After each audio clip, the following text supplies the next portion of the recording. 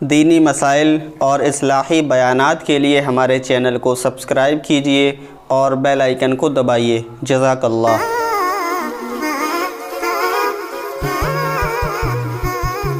میں یہ عرض کر رہا ہوں کہ اسلام میں اتنی اٹریکشن ہے، جو میں نے قرآن کی آیت پڑھی نا کہ اللہ کہتے ہیں کہ وَأَسِرُّوا قَوْلَكُمْ أَوِ اجْهَرُوا بِهِ، تم اپنی بات کو چھپا کے کرو یا دنیا کے سامنے ظاہر، وہ جانتا ہے۔ تو فوراً ایک دل کہتا ہے یار کیسے کروڑوں اربوں لوگ ہر وقت بات کر رہے ہیں، کیسے سنتا ہے؟ تو اللہ نے اگلی آیت میں اس کا جواب دیا کہ جس نے پیدا کر دیا پہلی مرتبہ وہ سن نہیں سکتا۔ اب یہ جواب کیسے بنتا ہے اس کو سمجھیں۔ یہ ایسے بنتا ہے کہ دیکھو آپ یہ کہہ رہے ہو کہ اتنے لوگوں کی بات ایک ٹائم پہ سننا، اس کی کوئی لاجک کیا خیال ہے؟ نہیں ہے نا بھائی، ایک ہی دماغ کسی کا بھی ایک ہی ٹائم پہ دو طرف تو متوجہ نہیں ہو سکتا، بہت زیادہ تو دو طرف ہوگا تو تین طرف نہیں ہو سکتا، اور اللہ اربوں کروڑوں لوگوں کی بات سن رہا ہے۔ تو یہ سمجھ میں آ رہا ہے کہ یار اس کی تو کوئی لاجک بنتی نہیں ہے۔ تو اللہ نے بتا دیا کہ جس نے تمہیں عدم سے وجود بخشا، اس کی بھی کوئی لاجک بولو بھائی، جس نے پیدا کیا تو یہ لاجک سمجھ میں آتی ہے۔ یہ جو ڈارون نے لمبی لمبی چھوڑی ہے کہ خود سے بن گئے، یہ صرف ایک تھیوری ہے، یہ ریسرچ تھوڑی ہے۔ کس کس چیز کو کہو گے خود بنی ہے؟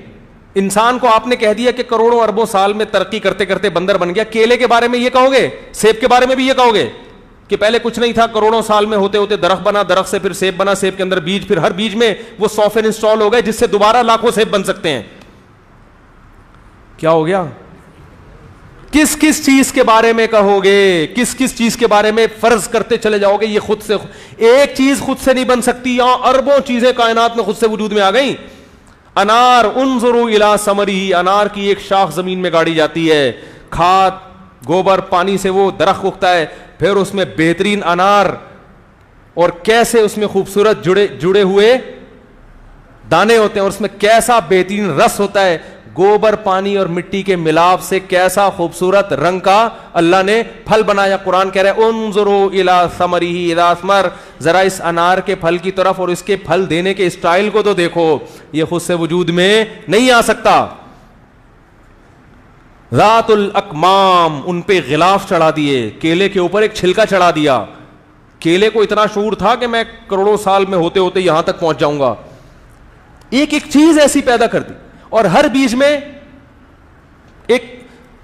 میں ایسے سافٹ ویئر ڈال دیے کہ جب آپ اس کو زمین میں ڈالو گے تو وہ زمین کو میسج دے گا کہ مجھے کیا اگانا ہے، تم نے گوبر پانی اور مٹی کے ملاپ سے کیا بنے گا، وہی بنتا چلا جاتا ہے۔ اور بن کے جب بڑا ہوتا ہے، کھجور کے درخت نکل آتے ہیں، اس میں پھر کھجوریں پیدا ہوتی ہیں، ہر کھجور میں پھر وہ گٹلی ہوتی ہے جس سے مزید ایسے لاکھوں درخت پیدا ہو سکتے۔ اس گٹلی کو زمین میں ڈالو، پھر وہ درخت، پھر اس سے کھجور، پھر ہزاروں گٹلیاں، اسی گٹلی سے ہزاروں گٹلیاں، پھر ان سے ہزاروں درخت، لاکھوں سال سے یہ پروسیس چلتا چلا آ رہا ہے۔ کھجور ترقی کر کے کچھ اور کیوں نہیں بن گیا؟ لاکھوں سال سے کھجور ہی ہے۔ یہ ڈارون بندر ترقی کر کے انسان بنا، کھجور ترقی کر کے کھجور ہی کیوں ہے؟ وہ آگے کیوں نہیں بڑھ رہا بھائی؟ اب تو کچھ اور بن جا۔ اس کا مطلب 2-4 ہزار سال پہلے بھی اگر وہ کھجور تھا تو پیدائش کے وقت سے لے کے اب تک وہ کیا ہے؟ پہلی مرتبہ خدا نے اس کو کھجور ہی بنایا، اور اب تک وہ کھجور کا کھجور ہی ہے۔ تو پہلی مرتبہ اللہ نے انسان کو انسان بنایا، اور اب تک وہ کیا ہے؟ نہ ترقی کر کے فرشتہ بنا اور نہ تنزل کر کے دوبارہ بندر کی طرف جانے کی کوشش کی اس نے۔ تو یہ بکواسات ہیں، ڈارون کی فضولیات ہیں، جس کو دنیا میں صرف اسی کی عقل قبول کرے گی جو شہوت پرستی کا غلام بن چکا ہو، جس کو خدا کے وجود سے نفرت ہو، جس کو اپنے پیدا کرنے والے سے نفرت ہو۔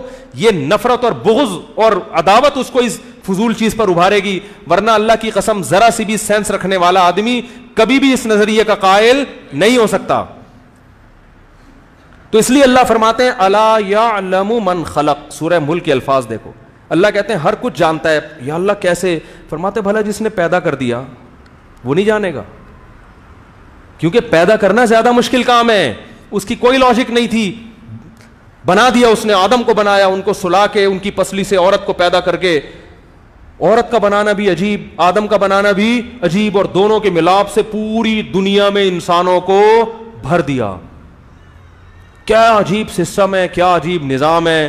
تو اللہ فرماتے ہیں اس کی جیسے کوئی لاجک نہیں ہے. تو پتہ یہ چلا کہ وہ کچھ کرنے میں لاجک کا محتاج نہیں ہے. لہذا تم چونکہ ان مادی کانوں سے سنتے ہو, اس کان کی صلاحیت محدود ہے, اس مادی دماغ سے سوچتے ہو, اس دماغ میں سگنل کو کیچ کرنے کی صلاحیت محدود ہے. اللہ جو سوچتا ہے اور سنتا ہے اور دیکھتا ہے, وہ دیکھنے کے لیے آنکھوں کا, سننے کے لیے کانوں کا, سوچنے کے لیے دماغ کا محتاج نہیں ہے. اس لیے تمہیں اس پہ تعجب ہو رہا ہے کیسے ہر ایک کی سنتا ہے وہ. مولانا اشرف علی تھانوی رحمہ اللہ کے پاس ایک شخص آیا, ایک ہندو, کہنے لگا کہ ہم بولتے ہیں زبان سے, ہمیں بولنے کے لیے کیا چاہیے؟ زبان. تو آپ کہتے ہیں اللہ کی آنکھ ناک زبان نہیں ہے, جسم نہیں ہے اس کا, تو اللہ بولتا ہے جو کلام کیا قرآن کی شکل میں وہ کس عضو سے کیا ہے؟ تو انہوں نے فرمایا کہ اچھا ہم تو زبان سے بولتے ہیں, زبان کس آلے کو استعمال کرتی ہے بولنے کے لیے؟ اس نے کہا زبان تو خود بولتی ہے. تو انہوں نے کہا اللہ بھی کیا ہے؟ اللہ کی ذات بولتی ہے, اللہ کی ذات بولتی ہے. تو اللہ کی ذات سنتی ہے, اللہ کی ذات دیکھتی ہے, اللہ کی ذات بولتی ہے, وہ سبب کا محتاج نہیں ہے.